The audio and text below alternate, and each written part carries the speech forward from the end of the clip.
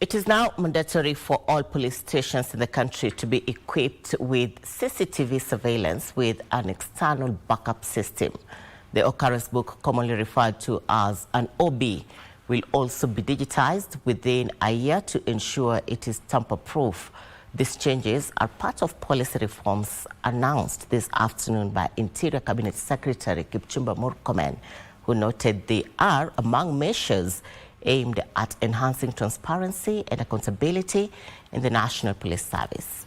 Timothy Kipnusu has these details. In the wake of the brutal killing of blogger Albert Omondi Ojwang in police custody, Interior Cabinet Secretary Kipchumba Murkomen announced a raft of reforms aimed at restoring waning public confidence of the police. Speaking Monday on the state of security in the country, Murkomen announced the mandatory installation of CCTV surveillance systems in all 1,209 police stations across the country with an external backup system.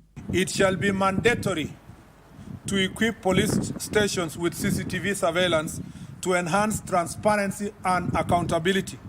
All the police stations currently standing at 1,209 shall have CCTV surveillance within the next 2 years. At the same time, the occurrence book, commonly referred to as OB, will be digitized within a year to make incident reporting tamper-proof.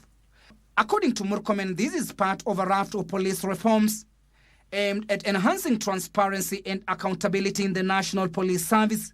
The Ministry of Interior and National Administration remains firmly committed to pursuing reforms through adherence to the Constitution, continuous legislation, policy and administrative reforms, and adoption of international best practices.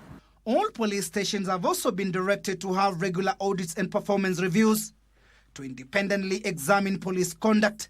The NPC will also take part in community policing initiatives to enhance community integration and improve the relationship between police officers and the communities. With the people of Kenya, will continue to pursue and implement the much-needed reforms within the security sector. This process will be progressive and guided by the constitutional values, best practices, and the unwavering pursuit of justice and professionalism.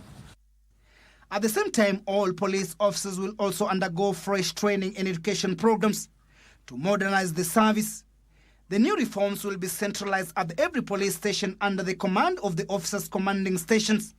It is evident that the gruesome murder of blogger Albert Ojwang and the barrage of public outcry has presented an opportunity for the Ministry of Interior as well as the National Police Service to put their house in order, with many questions still going unanswered. Will the new reforms stop the killings of Kenyans?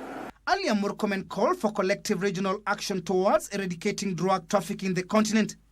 Murkomen called for a review of current policies on drug trafficking in the region, to tap online international network that sell marijuana, heroin, cocaine, and other synthetic drugs. Sustainable solutions will require us to reframe drug policy as both a public health and a development priority. As we reflect on the insight of this report and the leadership of the Eastern and Southern African Commission on Drugs, let us rededicate ourselves to this fight. Finally, the Commission has discussed with civic society organizations, national government representatives, the harms inflicted by current drug policy approaches in the region and the possible solutions to mitigate these harms, particularly for women, young people, and children. Timothy Kipnusu for Prime Edition, Nairobi.